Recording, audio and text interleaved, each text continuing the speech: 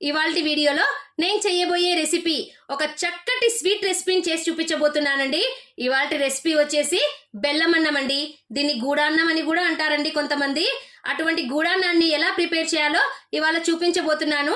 మనం ఫెస్టివల్స్ టైంలో ఎక్కువగా నైవేద్యంగా ఈ గూడాన్నాన్నే చేస్తుంటాం కదండి.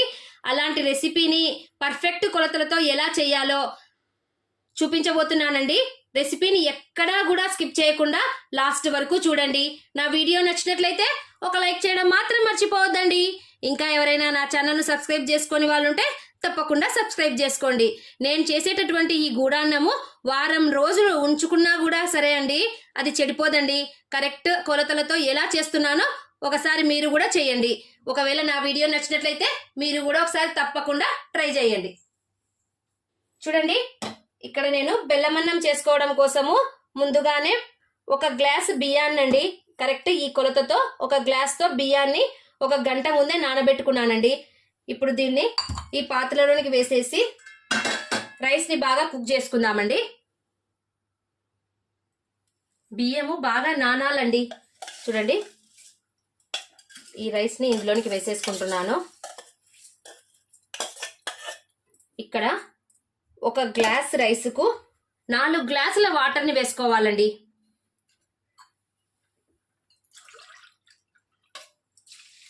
వన్, 2, 3, 4. చూడండి, 4 గ్లాసెస్ వాటర్ని వేసుకున్నాను కదా. ఇప్పుడు స్టవ్ ఆన్ చేసేసి వాటర్ కొద్దిగా బాయిల్ అయ్యేంత వరకు హై ఫ్లేమ్లో పెట్టుకోవాలండి. తర్వాత వచ్చేసి మీడియం టు లో ఫ్లేమ్లోనే రైస్ని కుక్ చేసుకోవాలి. రైస్ బాగా మెత్తగా ఉడికిపోవాలండి. చూడండి, బియ్యము బాయిల్ అవ్వడం స్టార్ట్ అయిపోయింది కదా. ఇప్పుడు మంటను మనము లో ఫ్లేమ్లో పెట్టేసుకుందాము. బాగా ఎంత మెత్తగా వీలైతే అంత మెత్తగా ఉడికించుకోవాలండి. ఈ ప్లేట్ మూసేసి సిమ్లోనే ఉడికిచ్చేద్దాము. చూడండి, రైస్ బాగా మెత్తగా అయిపోయింది కదా. ఇప్పుడు దీన్ని ఈ విధంగా స్పూన్తోనే బాగా మెత్తగా అనుకోవాలండి, మ్యాష్ చేసినట్లు. దీంట్లో ఉన్నటువంటి కొద్దిపాటి వాటర్ కూడా బాగా ఎగిరిపోవాలి. చూడండి, స్పూన్తోనే ఈ విధంగా మెత్తగా అనుకోవాలి.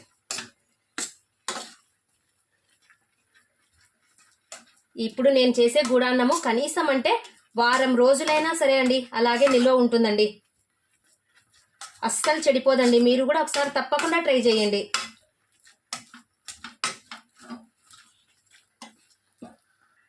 చూడండి, వాటర్ అస్సలు లేకుండా డ్రై అయిపోయింది కదా.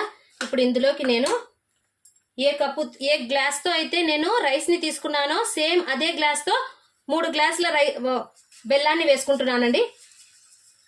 బెల్లాన్ని ఈ విధంగా అయినా వేసుకోవచ్చు, లేదు కొద్దిగా ఏమన్నా మీకు పుల్లలు అట్లా ఉంటాయి అనే ఉద్దేశంతో కొంచెం దీన్ని కరగబెట్టుకొని అయినా వేసుకోండి. నేనైతే ఏం లేవండి, అందుకోసం అనేసి డైరెక్ట్గా వేసేసుకుంటున్నాను. ఈ విధంగా కలిపెడుతూ చిన్నగా బెల్లం కరిగే వరకు బాగా కలుపుతూనే ఉండాలండి.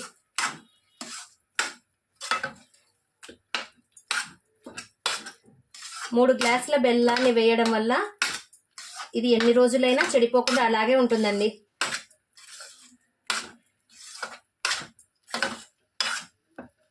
ఇప్పుడు మూత పెట్టేసి లో ఫ్లేమ్లోనే దీన్ని ఉడికిచ్చేసుకుందాము. బెల్లం వేసిన తర్వాత దీన్ని కలబెడుతూనే ఉండాలండి, లేదంటే కింద అడుగంటుకుంటుంది. బాగా గట్టి పడే వరకు కలబెడుతూనే ఉండాలి. చూడండి, 2 నిమిషాలకు ఒకసారి బాగా కింద నుంచి బాగా కలిపెట్టండి.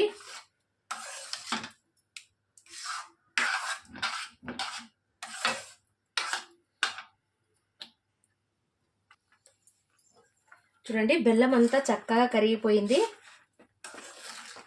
బెల్లం అన్నం కూడా కొద్దిగా గట్టి పడడానికి వచ్చేసిందండి. ఇప్పుడు ఇందులోకి నేను 1 స్పూను యాలకుల పొడిని వేసేసుకుంటున్నాను. చూడండి,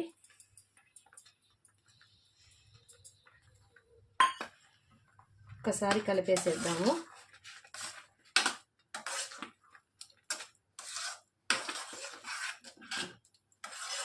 ఇప్పుడు ఫైనల్ టచ్ అండి. ఇది చాలా రోజులు నిల్వ ఉండాలి అంటే చూడండి, ఏ కప్పుతో అయితే నేను రైస్ని తీసుకున్నానో సేమ్ అదే కప్పుతో 3/4 కప్పు నెయ్యిని వేసుకోవాలండి. అందులో కొద్దిగా నెయ్యిని వేసుకుంటూ దీన్ని కలియబెట్టుకుంటూ ఉండాలండి. డైరెక్ట్గా ఒకటేసారి వేయొద్దండి నెయ్యి.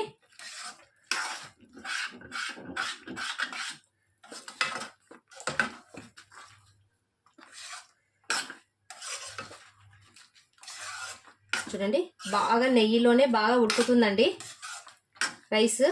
దీనివల్ల ఏమవుతుందంటే చాలా రోజులు స్టోర్ ఉంటుందండి, త్వరగా చెడిపోదు.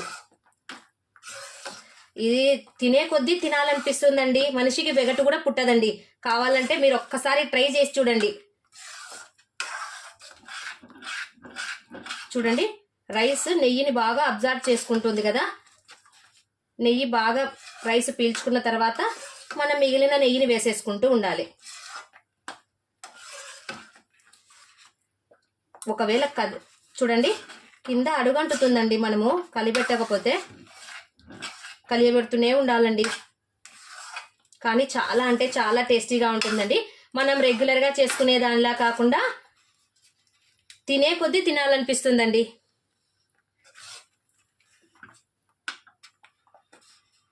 చూడండి రైస్ నెయ్యిని బాగా అబ్జర్వ్ చేసుకుంది కదా. ఇప్పుడు ఇంకాస్త నెయ్యిని వేసేసి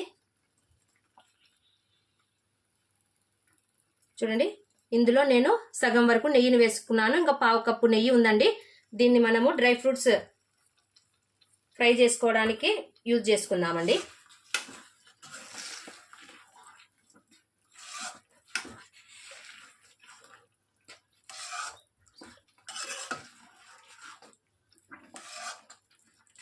నెయ్యి వేస్తుంటే చూడండి పీల్చుకుంటూనే ఉందండి రైస్.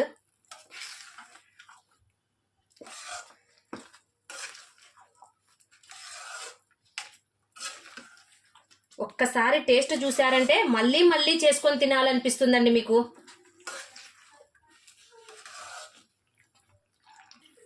చూడండి బెల్లమన్నం రెడీ అయిపోయిందండి.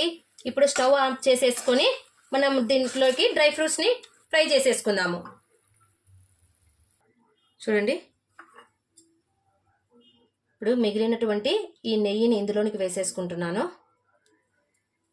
నెయ్యి కాస్త హీట్ అయిన తర్వాత మన దగ్గర ఏవి అవైలబుల్లో ఉంటే ఆ డ్రై ఫ్రూట్స్ని వేసేసుకోండి. నా దగ్గర కాజు ఉన్నాయి కాబట్టి నేను జీడిపప్పునే వేసేసుకుంటున్నాను.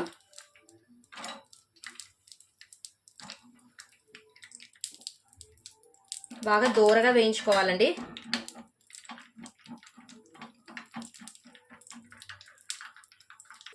చూడండి జీడిపప్పు చక్కగా ఫ్రై అయిపోయింది కదా, బాగా రోస్టెడ్గా అయిపోయిందండి. ఇప్పుడు దీన్ని మనం ప్రిపేర్ చేసుకున్నటువంటి బెల్లమన్నంలోనికి వేసేసుకుందాము.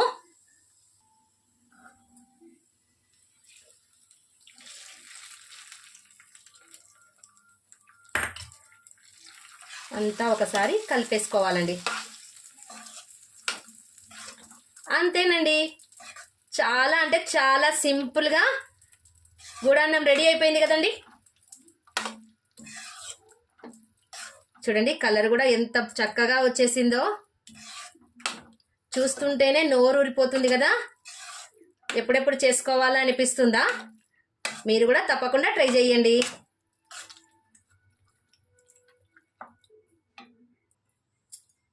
టంటడాంగ్ చూడండి ఎంతో టేస్టీగా ఉండే, తినే కొద్దీ తినాలనిపించే గుడాన్నం రెడీ అయిపోయిందండి. వీడియో మీకు నచ్చిందా? నచ్చిందే అనుకుంటున్నానండి. ఒకవేళ నా వీడియో నచ్చినట్లయితే ఒక లైక్ చేయండి, మీ ఫ్రెండ్స్ అండ్ రిలేటివ్స్కి షేర్ చేయండి. మరిన్ని సింపుల్ అండ్ టేస్టీ రెసిపీస్ కోసం నా ఛానల్ను సబ్స్క్రైబ్ చేసుకోవడం మాత్రం మర్చిపోవద్దండి. Thank you for watching. Take care. Bye.